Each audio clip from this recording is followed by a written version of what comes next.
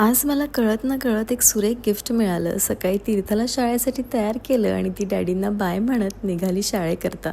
घेतली होती मेथीची भाजी. म्हटलं रोजच काय मेथीची भाजी बनवायची, आज जरा बनवाय तिचे पराठे. कारण शाळेत जात असताना कोरडी अशी मुगाची डाळ आणि मेथीचे पराठे हा माझा फेवरेट मेनू. आणि मग काय, या गोष्टीने पुन्हा जागा मिळाली की जुन्या आठवणींना डोकं वर काढायला. आणि मग काय, आज मी आणि बहिणी सोबतच शॉपमध्ये आलो. मला बोलल्या की तू थांब, मी येते जरा 10 मिनिटात. आणि आल्या की ते 10 मिनिटाने माझ्यासाठी गिफ्ट घेऊन. मी विचारलं त्यांना कशासाठी, सेम ही रिॲक्शन होती. मला त्या बोलल्या, असंच वाटलं मला तुला काही गिफ्ट द्यावंसं.